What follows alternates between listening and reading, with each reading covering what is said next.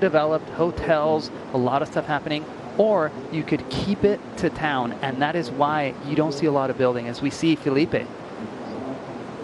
Yeah, Filipe not interested in history. All about the future right there. Blasting a big front three on his opening salvo on that outside section. Now he's got some room to work through this inside. That coil that Filipe has is trademark. You know, when you see him kind of compress his legs a little bit, you know something big's about to happen.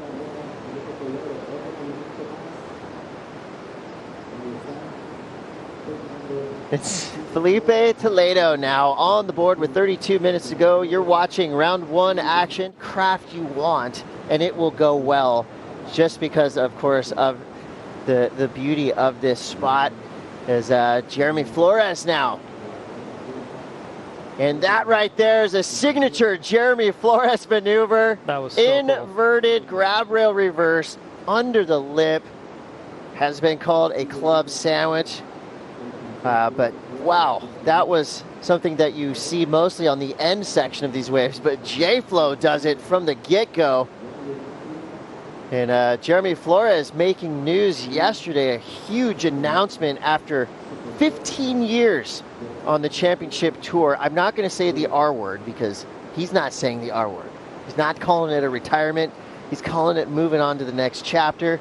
You could see the look on his face and what he was saying. I mean, that was a dud heat for him. And if you can win with having a dud heat, you've shaken that one off, and you can only go up from there. So Morgan Cibilic sitting in a good spot. Here we go, Filipe Toledo now flying down the line, as always. He's done it before. He did it a few years back in Biarritz, as we see Jeremy up and riding.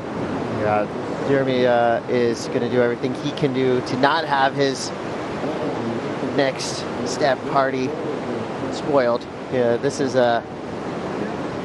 what we see from veterans like Jeremy Flores. They either, with or without priority, they seem to always find themselves on the best waves of the heat. As we see jhony having a really hard time finding a wave. We talked about the importance of finding it, and for the most experienced surfer, it's been really difficult. And you're not going to fool our judges. They know what a setup turn is. They know when you're going half, kind of half measured on your turn. And trust me, there is no trick that you can do to fool them. There's no half-measured surfing in the way he blasted through the lip. That Small was wave, full commitment. Difficult, but you could see how his board kind of dances above the lip and kind of gets held up in the coping. And everywhere in between, Jeremy Flores truly is one of the most well-respected surfers in the world. jhony Corzo, but don't count him out yet. Minute and 30 to go. Toledo now on a mid-sized wave. Watch for the patented Toledo coil. Just pumping down the line.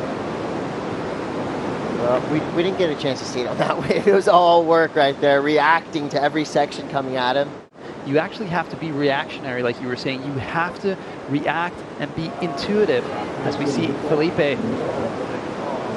Yeah, that's not an easy trick. And neither is that, but Filipe makes it look easy, so gets the proper alley-oop and then goes for the almost like curb cut backwash alley-oop.